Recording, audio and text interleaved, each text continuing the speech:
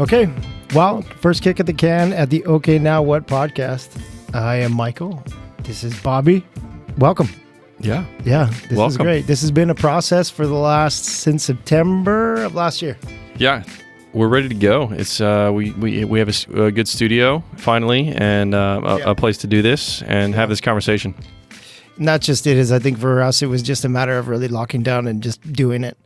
So the name of our podcast is the Okay Now What podcast. And I guess we can get into what that means and why we're doing it. And then we'll maybe get into a couple of relatable moments of defining things and go from there. Yeah. Awesome. Cool. Awesome. Cool. All right. So, okay, now what to me, and I think you can relate to this, is that pivotal moment in your life when you come to a crossroads or a turning point where everything you've been doing up to that point suddenly just stops. Mm-hmm. And the interesting thing about it is it's not like it's a good thing or a bad thing, right, or anything of the sort. It's just something that happens, and it occurs to so many people. And I know you see it all the time in your profession. I mean, Keller Williams, big group, big industry, and you have a great story around that, you and Shayna, mm-hmm, that has led to all kinds of influential moments. And for me, I think I've got that too. I've made transitions to, a couple different careers, but my biggest was leaving oil and gas and then, coming back. Yeah, that's been big. Yeah. But, those all kind of pale in comparison to, I think, what a lot of people have as far as big journeys. Yeah, big life journey, those big things that you never really hear about when you're talking success stories. Yeah. Because people like to talk about the good stuff. Yeah. They started and then they were successful. That's right, the wins. But not a lot of people talk about those moments that almost broke them. No. That a lot of business owners and successful entrepreneurs had to go through to get where they're at. Yeah. Especially in those first couple of years. Yeah. Like, I'm in the real estate industry, and real estate, it's all over the place. Yeah. And most people can't get past them. They reach those okay now what moments at year 1, year 2, year 5. Yeah. And all of a sudden they have no money and they don't know what to do, or, something happens with the client. I mean, I can guarantee most every entrepreneur has gone through that situation where all of a sudden they're broke, they're taking out as much money as they can from the bank, and they have a decision to make. Either they give up, cut and run, or they keep going. And they were successful because they kept going. It's just those roadmaps and that decision process of going through that and the mental fortitude it takes to make that decision, and to move forward and to see the end of the path, the end of the road, and to move through those obstacles is, that's tough. It's tough. It's draining too. Yeah. What is the stat that I always hear that after, most real estate agents don't make it past 3 years? Oh, is that right? Yeah, it's ridiculous number. Yeah, and do you think a lot of that has to do with those okay now what moments of you just hit a wall of exhaustion, or pressure from outside influences? This isn't a real career. You should go be back in school, or do something different. Like, what do you think it is that causes that number? Well, a lot of it is first off, the sales cycle for a typical real estate transaction is 3 months, 6 months. It takes a while when you meet people to actually you getting a paycheck. Yeah, yeah. So, for example, with us and our business, we did not get a paycheck, and all we were doing was draining credit cards, draining 401k, everything, trying to get this business started. Right. So, for context, you and Shayna. Yeah. Sorry. Yeah. No. Like just for people that may not know, so you and Shayna, you put it all on the line, and you moved from Colorado. Yes. And you moved to Texas, back to Texas. Mm-hmm. Well, we moved to Texas. We were actually in Orange, Texas for about 6 months. Shout out to Orange, Texas. Yeah. And then after about 6 months, moved to Austin. I mean, that was definitely an okay now what money that I can speak of really fast is we were in Orange, Texas. And if you've been to Orange, Texas, you've been to Beaumont area, that it is not Austin. No. Oil refineries all over the place. So we find out we're pregnant. Going to have a kid. Shayna's a celiac, and it is a lot of fried food there, a lot of great food, a lot of great Cajun fried food. Love it. Good but stuff. Shayna can't eat it. And most likely neither could our child. So we had to make the decision of, okay, now what? We're having a kid. We're trying to put down roots right here, but this isn't really conducive to raising a child with Yeah. you know, the way that we want to raise a child. So we cut, ran to Austin, had nothing. I had no job prospects. Yeah. Shayna had, she was doing a little bit of nonprofit work at that point in time, not making much money at all. And we just had some savings. Yeah. But we did it just to move forward and to move closer to that life that we were looking for, not only for ourselves, but for our family. And it included Austin, and it all worked out. I mean, it worked out for the best because really mentally, you got to be prepared for that, to say, okay, I got nothing. We got a kid on the way. Yeah. And we're living on savings right now. What are we going to do next? Okay, now what? Yeah. And it's dive into the job search. Dive into, I ended up getting a job with Whole Foods because I put everything out there. I treated the recruiting and the interview process like I was a salesman. Yeah. I went in there and I sold myself. Yeah. Do you feel like that need to make sure that everything was going to be okay was what drove that push? I think it definitely takes some optimism. Like, so I have an optimistic view of the future. Yeah. And so mentally, and this is really key in any okay, now what moment, you have to see your life going in a direction and believe it. Yeah. It's part of that. It's talked about a lot, the be, do, have. Yeah. Like, you have to know inside of you that this is going to be successful. Yeah, without a doubt. And then you have to start moving that way. You may fail, but you're failing forward. You're failing towards where you want to go, where you envision your life being. And those failures being those moments, being those obstacles, and not letting them push you down. You got to keep moving forward. Yeah, and that's an important thing. I think when you come across that moment when you are faced with, I always define it as two roads. Either you go one way or you go the other. Mm-hmm. And I think the thing about it is that you have to have this internal recognition that no matter what happens, it's all going to be okay. But you still, at some point, have to make a choice. The worst thing you can do is do nothing. You can always do nothing. Well, that's that paralyzing fear that people come up to those moments and it looks like an insurmountable wall. Yeah. It's because they don't know where to go and they can't. You can't see past it. That's right. Because there's not a plan out there. No. What do I do when I'm facing bankruptcy? Yeah. Like, what does that look like? What does somebody even? How do you even deal with that situation? Yeah. No, I think it's important to note. Like you mentioned how Shayna was investing in the not-for-profit or the nonprofit when she was here, and I think that's a standard approach that everybody seems to forget. That when you do feel lost or you do have that moment of I've got to make a choice, it's important to invest in filling in your heart, right? Filling in other pieces. Don't neglect the fact that you still have a lot of opportunity there, a lot to offer, and go out and try and give and fill your heart or whatever it may be, so that then you can, sometimes out of that comes a lot of peace of mind that reminds you of how important you are, how much of a value you have to other people's lives. And that then pushes you to say, you know what, I know which way I'm supposed to go. This now what moment is defined for me, and I'm knowing which choice I'm going to make. Yeah. If you're living each day, like even in those downtimes, and you are certain about what you're doing and fulfilled in what you're doing, you're going to have a much more positive attitude to be able to scale that wall. Yeah, 100%. Great. Yeah, so I mean that's a perfect example of why we wanted to do this. I know I've got friends that I've sat there and really helped to motivate them, to get them excited about these defining moments, right? Mm-hmm. There's nothing more frustrating internally, and it's weird. Like for my makeup, like I'm a selfish person. I'm a giver. I love that, and so for me, it's really interesting that from my makeup, I am more the person that I really heavily invest in, get more upset when I see people that I care about being held back by not making a choice. And it's really interesting how we always internalize that. Like we forget the fact that we have these moments too. And you go, we're more inclined to give advice to other people. Be like, you know what? Screw that guy. You're gonna go. You're destined to be this person. Go. Quit your job. Quit it. Like quit your job and go do this thing that you want to do. Right now, I've got a great friend of mine that is in this weird crux where, she has this great job that she enjoys, but she doesn't love it, and she wants to do marketing consulting. And that's what she wants to do. And she's got the people, she's got the clients ready to go. People know that she's very successful. She's very good at what she does. Yep.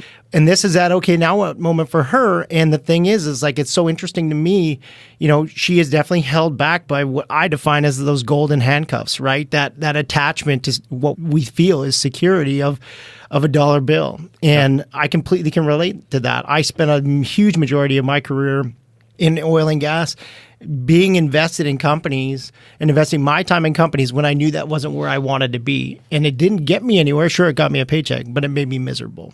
That really is something that I think so many people, need to have that point of recognition internally. They need to have that gut check to say, I'm going to make this choice. It's all going to be okay. You know what I mean? Yeah. Yeah. Yeah. And it's funny that, as someone, you can't live your life in fear. No, you can't. But then it's, to go back to my original point, it's really interesting that we always essentially internalize our own ability. We almost block out, okay, now what moments for ourselves in order to help others, because we always feel we know what's best for everyone else. And yet we choose not to acknowledge what's best for ourselves. And let's get the record straight on here for this podcast. We are not insinuating that we know what's best for others, because Absolutely we don't have any of it figured out. I don't have a clue what I'm doing. I mean, it may sound like it, but we definitely do not. We're going to be bringing on the people that actually have it figured out. I may have figured out how to handle a 1-year-old because I've had 2 of those. Sure, yeah. So I'm going to help you with that, definitely. Yeah. I don't know. Oh, my wife's pregnant now. Yeah, we're getting through that.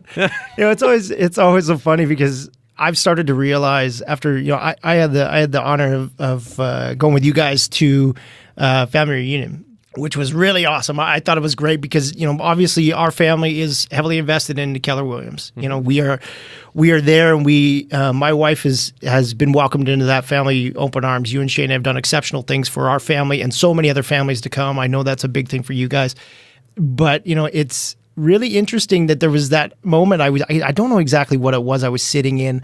It was one of the leaders that was there giving a speech on stage. And I remember this moment where I was just like, holy cow, nobody has life figured out. Nobody has businesses figured out. Nobody has, if anybody tells you they know exactly what they're doing, they're lying. Oh, yeah. It's really interesting because like you just pointed out, let's just preface with, we don't know anything of what we're doing. We're just 2 guys that are just trying to get through life here in Texas that are just, I want to know what all these game plans are. I want the playbooks. Yeah. We can put those together. Absolutely. And then I can know how to get through life better. Yeah. Right. And it's just impossible to even get your head wrapped around that. But yet so many people look up to people like they've got it all figured out, and they don't. But there's this nature, and I was talking about this today with somebody, that there is this calm that comes over you when you suddenly realize nobody knows what they're doing. Yeah. As a matter of fact, my wife and I were having a conversation about this yesterday. She looked up at me and she's like, I have no idea what I'm doing. And I'm like, I don't either. Yeah. Why are you but coming nobody to me? does. Yeah. So, let's just go keep doing that. Yeah. And moving forward optimistically in the right mind space. And let's go.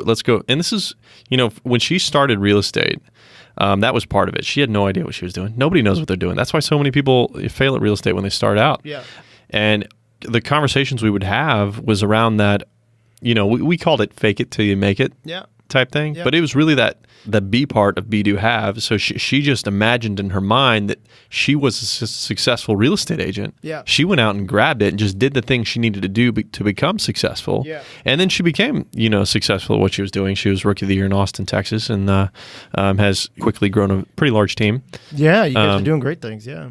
Yeah, and then, that's spawned a whole bunch of other stuff. Yeah, I mean, I think that's the best part about it too, especially with where you guys are right now. I mean, I know that my wife's big things is that she really wants to invest in the leadership of new up-and-comers to show them that 3-year mark that we were speaking about before is not a real thing.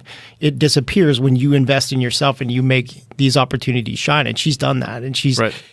She self-admittedly will say that she knows that there's more to do. But, that's something that she wants to focus on. Yeah. And I know that you guys are really focusing on making life goals happen for just outside of your sphere within Keller Williams, right? I know that you're heavily invested in your friends and your friendships. And the funny thing is like you've got now this great opportunity to help so many businesses, to help so many people within the Keller Williams family with what you're doing. And the great thing is like, you don't need to be an expert to do that. One of the things I love about what you do is you're so inclusive that you ask everybody to give input into what you're doing, right? And I think that's something that, you guys as a whole, as a company, are going through this huge okay now what moment, but instead of like just trying to internalize that, like we were just talking about, you've literally gone to everyone else and said, hey, let's do this together. And that's incredible. Yeah. And you and Shayna do that too. Like you guys are trying to build new teams in different cities, and like it's great. It's really awesome. Yeah. I think one of the things that I was thinking about there is, when you have that moment, because I know you go through them all the time, what do you tap into? What do you tap into to help you make decisions when you're confronted with choices? I've hit a lot of these, obviously hit a lot of these moments. An unfailing belief that it's going to be okay. I look back, there's been a lot of times, because I think real estate was business number 10 for us. There's been a lot of times, even in real estate, going through those moments of, man, if we don't get a sale, we're going to have to sell our house. Yeah. And just to raise some money. But you know what? The next thought that always went through both of our heads going through that space is, it's going to be good no matter what. Yeah, we may have to sell the house, but that's not the end of the world. Yeah. We're going to sell the house so we can have enough money to pay staff and start moving forward. Yeah, we may have to move into an apartment temporarily, but long term, we see success no matter what in this path that we've chosen to go down. And I think it's that unfailing belief that we're going to succeed at whatever it is that we're going to do is a key driver in getting through those moments. You have to make sure that, because I'll tell you what, it is really easy to have something like that. Like, hey, if I don't get a sale this month, then next month I'm going to sell my house because I can't afford it anymore. It is really easy to see that and just dive into a depression and say, hey, and just freeze up. And like, I don't know what to do. I'm screwed. My house is going to be gone. Everything's going to be gone. And thinking about those negatives, all the things that are going to be taken away from you, opposed to what you have and how you can use what you have for success. And what we had in those times was, we had time. We got a month. That's 30 days. To make some really good decisions, to have some really good conversations with clients, find them some really great houses, and get something under contract so that we're going to be in a good place. Yeah. We have, we had some credit cards so that we can get through and bridge some of this gap if we need to bridge this gap, because we know that we put stuff under contract and we can bridge those gaps if we need to bridge those gaps. So it's coming from a place of abundance over a place of scarcity. Like, I don't have this, so I'm not going to have my house, and I can't have these things, and I'm not successful at this, and I'm not, I'm going to have to go back and do things that I hate doing, opposed to doing this thing that I love doing, which is building a business. It's all 100%, it's mindset. Now, at the same time, it's all mindset, because your actions are going to be driven by your mindset. The actions that you take in those moments is going to be driven by that mindset, and you're going to end up. People will look back, and I'll look back and that was lucky. Yeah. But honestly, it's you create your own luck in those situations because you're putting yourself in the situation to be successful. At whatever that is. Just through action, through movement. You failed, but fail forward. Learn from your mistakes. Keep going. Yeah. No, and that's just it. I think that. I love the fact that you said, you don't get your own, you don't have your own luck, you don't define your own luck. And there's no such thing as luck in my eyes. I think that honestly, people mistake luck for hard work. You and I are both big fans of. I would say a combination of hard and smart. Sure. Yeah. But at the same time, like, I think that there's shooting from the hip sometimes gets you to exceptional places, right? Like, I think that. But you gotta actually shoot. Yeah, well, that's right. Yeah, you have to take that shot. Yeah, and I know that one of the thought leaders that you like and I like, Gary Vaynerchuk. Yeah, great guy, super passionate. Mm-hmm. One of the things he talks about is like everybody comments about you got lucky. Your dad started a wine business, or your dad had a liquor store, and you just got lucky to get in there, and it just all fell. But what they don't see is like those defining moments that he made a choice. He made a choice not to be sitting on his hands. He made a choice not to go to, the same route that a lot of his friends did while they were out partying. He was working his ass off, like things like that. He made that choice. People define that as luck. And I think that that's a thing, is that a lot of times the reason why we get paralysis when we have these okay, now what moments is that we want it to be lucky. We want the choice to be made for us. And we want those execution strategies and all the hard work that comes with it to just happen so that you can bounce through. Yeah. And then you do nothing. The weight of the action that needs to happen is far greater than your perseverance to actually do what you need to do. And that sucks, because imagine all the exceptional things that can happen when you don't let that weight control you, when you just choose to push it aside and just power through. Yeah. Yeah, I think a lot of people just define that when they are outsiders looking in, they say, yeah, that's lucky. Like, he got lucky. He pushed hard and he got lucky. And reality is there's no luck. And they look at that too, and you see the success. So Gary Vaynerchuk, he's got a super successful company. Yep. But if you really, if we sat down and had him in here, the first thing and talking about this, he probably has 100 stories of moments where it almost all fell apart. Yeah, because business is cyclical, and especially in the beginning, and it's got ups and downs, and it's a lot of people. Those downs just keep you down, and it's about getting back up and going and moving forward, no matter how far that down is.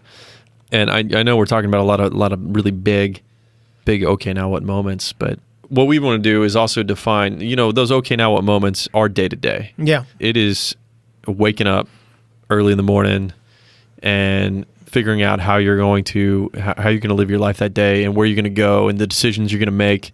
And honestly, every single decision you make in life is one of those moments. A lot of them are habitual, but making sure that you are moving forward to where you want to go in life. Totally. Going from those specific things all the way to the really big ones, like, those big business owners. We could probably go into another 1,000 that Steve Jobs went through. Mm-hmm. He was kicked out of his company for a while. Yeah. And now it's the most, $1 trillion, I think it was a couple weeks ago. Yeah. And no matter what side of the fence you sit on with that, I mean, people that are passionate are often viewed as angry or narcissists or, bad leaders, but, you can't knock their passion. And if that passion is connected to a moment of defining choices, that's something that I think you have to respect it. You have to respect it. Absolutely. And, it was interesting, actually, you said something there. And I think that the one thing about it is people, and I can relate to this from a sense of identity. When we moved down from Canada, and I was Canadian. I am Canadian, full on, proud Canadian, love hockey. Yeah, I mean, when we moved down to Texas, it was a big thing. It was a really big thing. I'd never lived anywhere else in the province that I grew up in, and the city I grew up in, and so it was a really big deal. And to come down here, there was the downturn in the economy with the oil and gas sector. It was super detrimental to a lot of different families, and I was one of those people. And unfortunately, I had to make a choice about what my next step was going to be. We could have picked up and moved back home. That would have been super easy. So you came down here for oil and gas. Yeah. Oil and gas was down, so you didn't have a job anymore. Right. That was a definite okay, now what moment. Oh, without a doubt. You were not from here. That's right. And my entire network was attached.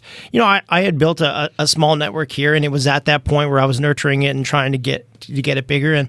But my entire network, and more importantly, what I felt was my sense of identity was attached to not only where I was from, but what I was doing.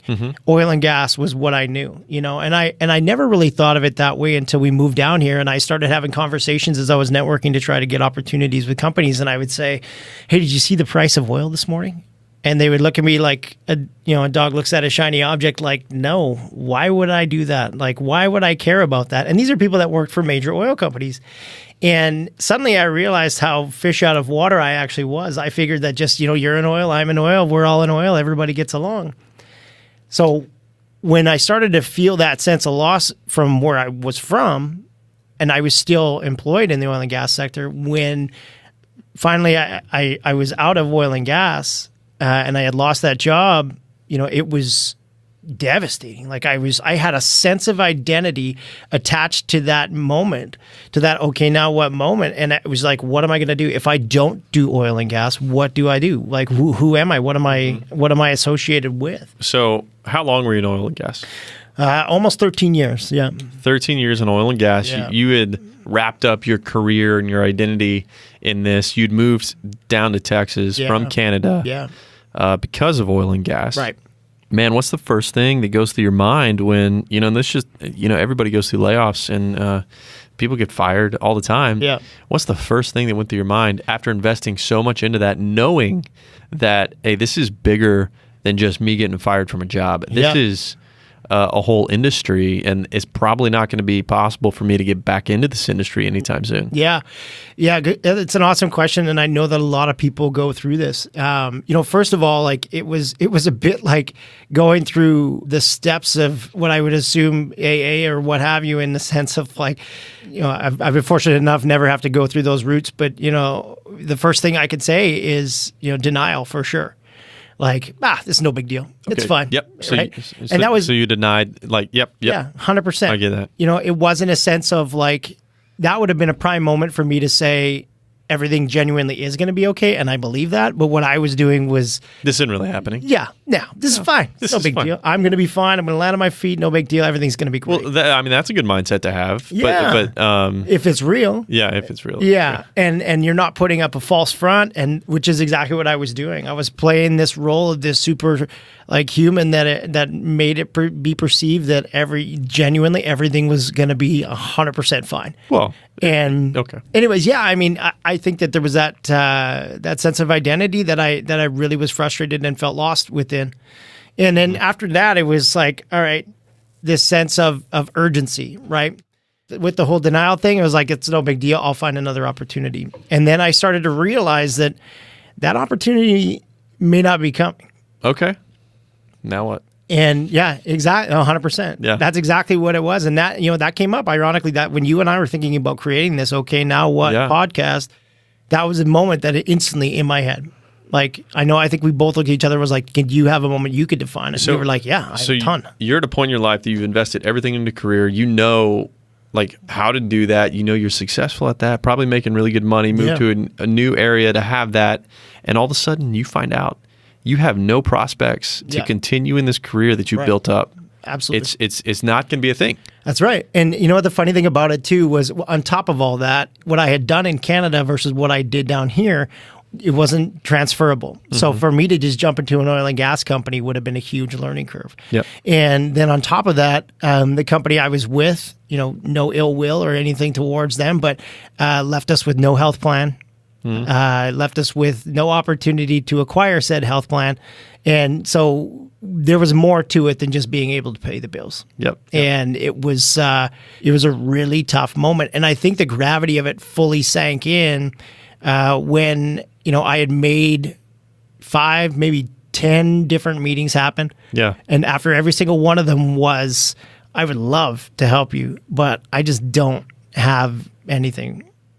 And that, to me, all of a sudden, I was like, holy crap. Like, maybe I'm not as prepared for this as I thought.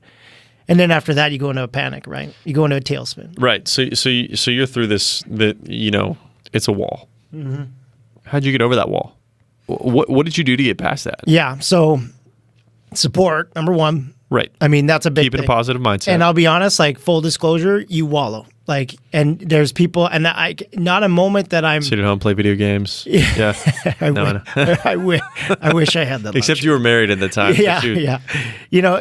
There is a point of like, and that was a moment for me that was like, I know now, like, I will never get back to that place, because it really was a position that you literally take it on the chin. And as men, it's just one of those things where you don't talk about it. You put on that strong front, everything's fine. Don't worry, we're going to be fine. But I'll be honest, like, I had that moment where I didn't know if it was going to be fine, and it caused me a lot of anxiety, and, depression was definitely lingering, and it finally, there was a point where, and this is what great partners do, but I basically had a come into Jesus meeting with my wife, and it was like, hey, this doesn't define you.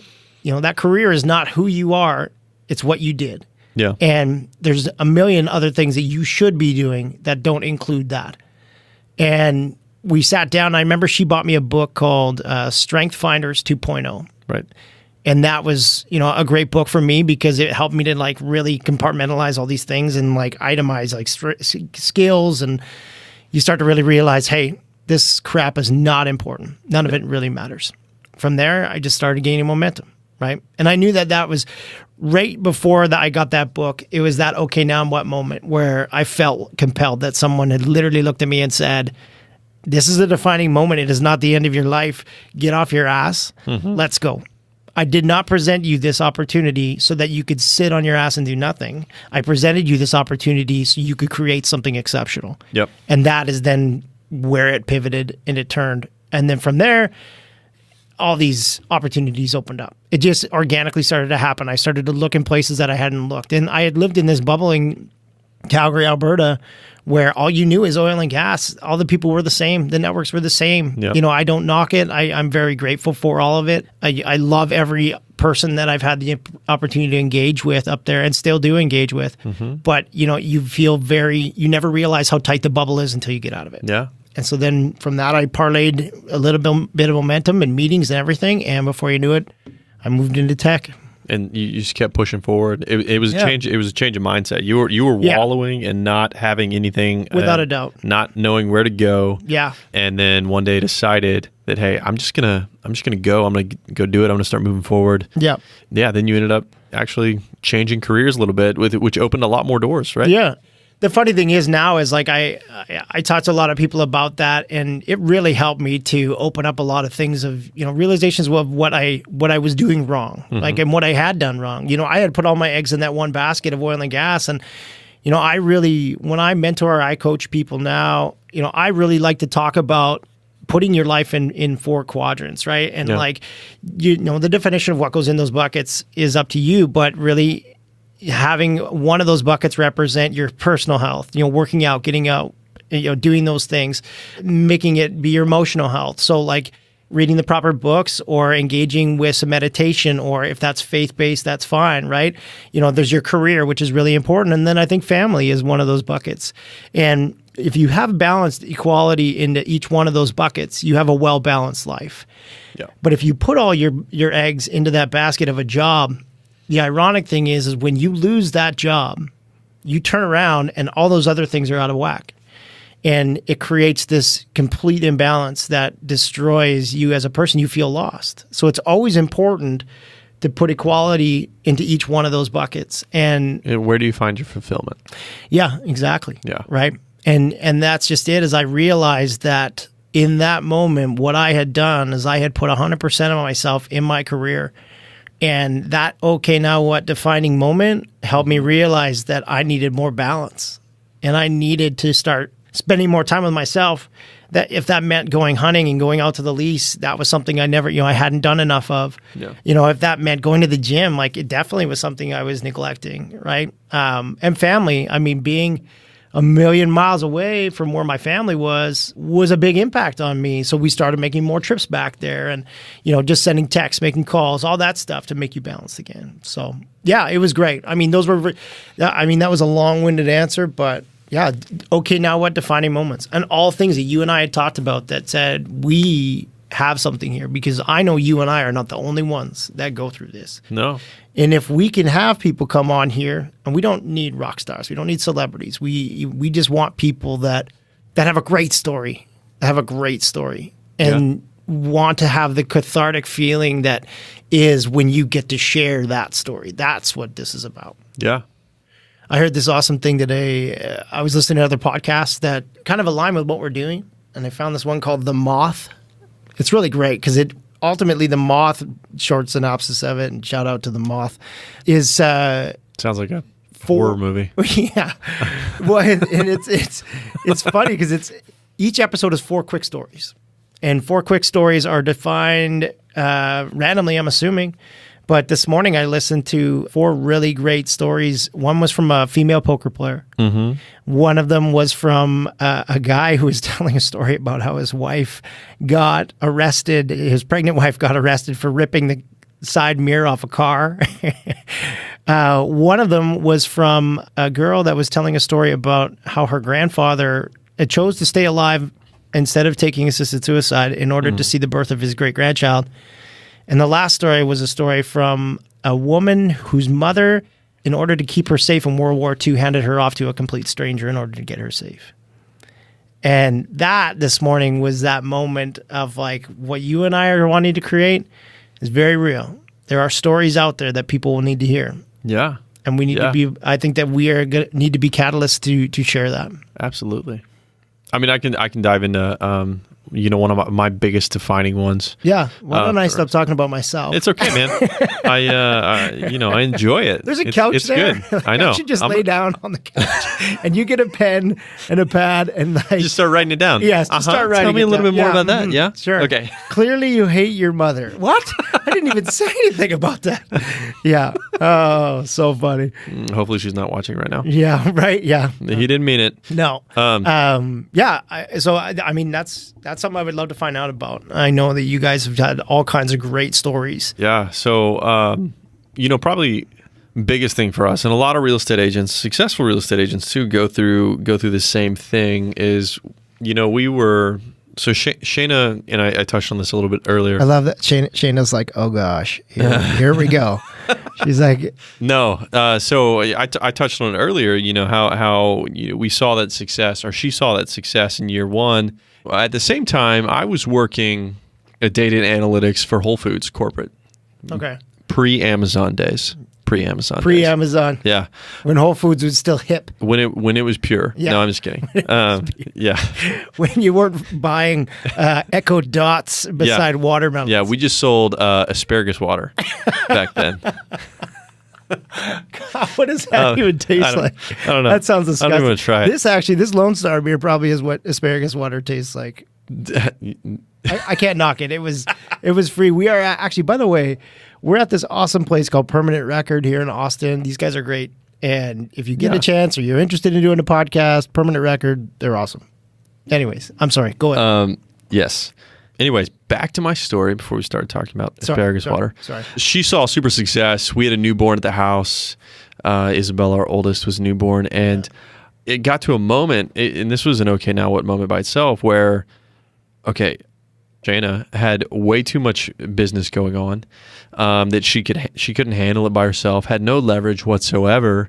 And I looked up and was like, yeah, I like building businesses. I can be a real estate agent. I got my license, and then jumped in and started joining her and building that business and taking this from just her and expanding it into a team and building it into what we wanted it to be. And we, saw a ton of success that first year. Her first year, she saw success. We grew it. That second year, and we get to the end of those years, and we see this success that we're having, and we brought on people. We've got more leverage. We've got about 3 people that are working for us full time, doing our thing. Some agents, and we get to the end of the year, and we just see this thing is going up and up and up. And anybody that's built a business knows that it doesn't just keep going up and up and up. Yeah, there's some that keep going up, but a lot of times there's some sort of cyclical stuff in there because there's lessons to be learned and you think you know it all and that you're going to do it right and you have it all figured out because you're growing something. But when in reality, stuff's going to, especially in real estate is cyclical, period. Yeah. We hadn't seen that or experienced that at a high level yet because we'd been growing so much that it finally hit. And it started to hit us about the time that we were like, hey, we got it all figured out. We've got extra cash. Let's upgrade the house. Let's buy things. Let's live this lifestyle that we should not have been living at that point in time. Yeah. All of a sudden the money goes away. And then, we have we're running out of money. Transactions are dropping because we're coming closer to the holiday season, which is when people, stop looking for houses. And we look up and we're like, oh man, okay, like we have $0. We have no prospects for dollars coming in. And we have 3 people we're trying to support on the team, plus ourselves and our house. Yeah. We have nothing in the pipeline. Okay, now what? And that was that point where we both realized, and, if something doesn't happen, it's going to, we're going to have to sell the house. And at that moment, when you are faced with that and everything that you've built and trying to hold that together, because it's either you sell a house, you quit the business, you do whatever, I go get another job, whatever that looks like, that's terrifying. Oh, especially with a small child, and you've just kind of situated yourself to where you feel comfortable with your family and with what you're doing, and you wake up and you realize, wait, we took our eye off the ball. Yeah. And now there's other people's lives at risk, not lives at risk, but their income is at risk because we're supporting them also. Yeah. And if we let this fall apart, then it falls apart for them. You get to a place where all of a sudden you're out of a job, and then they're going through those moments. And I would not wish putting anybody through those moments. Yeah. Thank God we've never had to because of financial issues. But going through that moment and then looking up and saying, well, we're going to have to completely alter the way we do life. Yeah. Because that's what we would have done. We would have sold the house and had cash to be able to pay people to get through those times, because we knew that it would pick up and we would keep driving forward. But when we got to that moment, what got us out of it, obviously you take a day or two and you freak out. You have a freak out. When it's that big, you freak out a little bit. But then putting together a game plan, what is the worst case scenario that can happen? What is the very worst case scenario? We came to that conclusion. Well, that worst case scenario was, okay, we're going to sell the house. We're going to have to, worst case scenario, obviously we'd have to let go of people if it kept getting worse and worse and worse. But we know that we're going to work as hard and as smart as we need to be successful. So in the long run, it's going to be fine. So that's what we had as our worst case scenario. That's our bottom. Yeah. That's what the bottom is. You started establishing like parameters. Yeah. What is our bottom? What is the bedrock of how low we can go? Yeah. In my mind, it was, okay, we'll sell everything, live in an apartment, start over. But at the same time, we had clients. We had people that we have worked with in the past that that we were in a relationship with, and they enjoyed being in business with us, and we with them, and we knew there were things in the pipeline, and it was going to come. It's just not right now. Maybe if we weren't proactive about it. Yeah. So do you feel that setting that bottom? Do you feel that was super helpful to keep you from realizing that things could get worse? Absolutely. Yeah. Finding out what the absolute worst scenario would be in this situation. Right.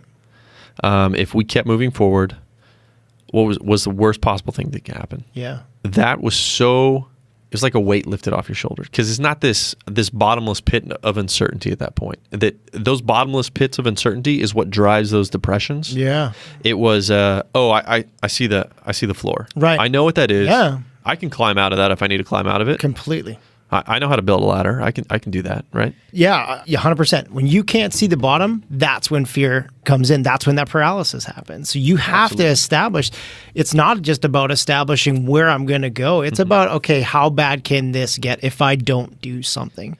So you guys established a floor, and then what? Then what happened? We established a floor, figured out, what do we need to do to get out of this hole we're in. Yeah. Because, you have no transactions for a couple months and you're paying salaries. Any business owner knows all of a sudden you're hemorrhaging cash. Yeah. And it's going away. Yeah. So figuring out now what's our plan to protect the cash?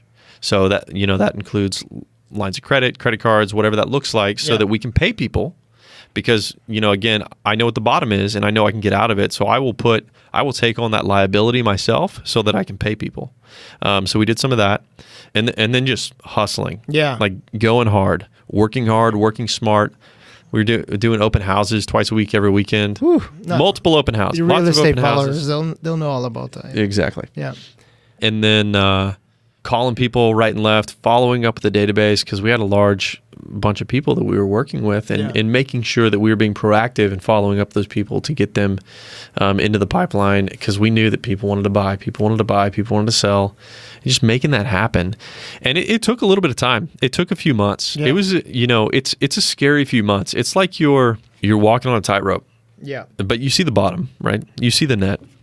At the same time, your best path is to make it to the other end of that tightrope and not to fall. But if you fall, you can get back up, climb the ladder, and do it again, right? So here's an interesting question then. Have you made it to the end of that tightrope? Have we made it to the end of that tightrope? Do you feel that you have? honestly, in business, always feel like I'm walking a tightrope. Yeah. Yeah. But at that point in time, we did. Yeah. We got to a place where, we transactions coming back in. We started bringing on, more talent to the team, and it was growing. Cash was there, paid off debt. We're able to, get out of that hole and not have to even think about it. To a place where, since then we eventually sold that house and bought a new house. And we were able to successfully get out of it when it could have just taken all the wind out of our sails. And a lot of people, what that would do to them is they'd give up, they'd go get another job and just quit and say, this is too much for me. I'm going to go get something that's stable. Which is a worst case scenario. I mean, that's something that is not the end of the world either. No, that's right. Maybe this is just not the thing for you. Or the time. But we knew that no matter what, we would try to build a business again, period. Yeah. So why not just keep going with what we're doing, knowing what that worst case scenario is, and being optimistic about the future. You have to look at the future, have an optimism about that future, and visualize it. Visualization is so big, and move towards that. Because if you can visualize it, you can create a plan to it. And if you can create that plan, you can break that down, put those steps in place to where you can get to that point. And it may take 6 months till you get any sort of reward out of that. But once you come out of that, you feel so much more fulfilled because you overcame an okay now what moment that was big. And I know there's probably people that have had much bigger ones than that.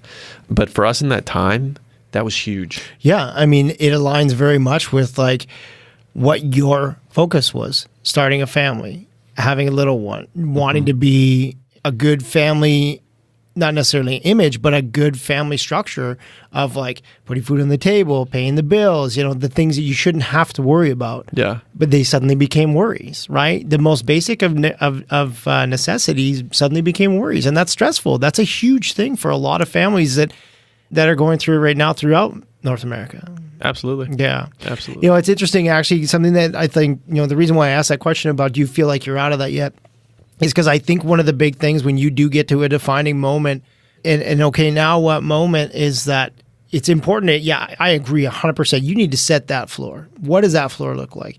But I also think you need to establish a reasonable moment where you're going to get out of that. If that pivotal moment is going to be, I'm changing my lifestyle and I'm going to get myself back on track, you have to have something to shoot for.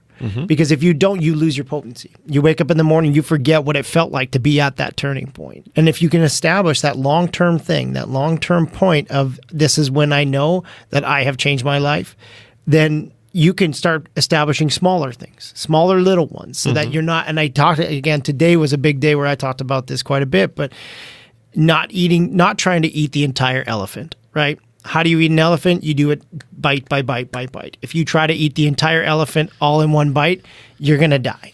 And so you have to be able to establish what that elephant looks like and then start establishing small bite-sized pieces. You need the plan. Yeah. Otherwise, that elephant is that big wall. Yeah. And if you can't build the steps to get over that wall, that's right. Then it becomes paralyzing. Yeah. And at that point, it's just something you're doing. It's not actually engagement that's causing you to move and manifest something different. You're just going through the paces. You're not actually executing. Absolutely. Yeah. Yeah, absolutely. For sure. Okay, guys, thanks for listening to the Okay Now What podcast. Bobby and I are super thankful that you guys took the time to listen to us today. And if you or anyone that you know has an incredible Okay Now What story, send them our way. Absolutely. Thank you for listening. And we look forward to having some other guests on and to having some great conversations. Yeah. So thank y'all. All right, guys. Bye-bye.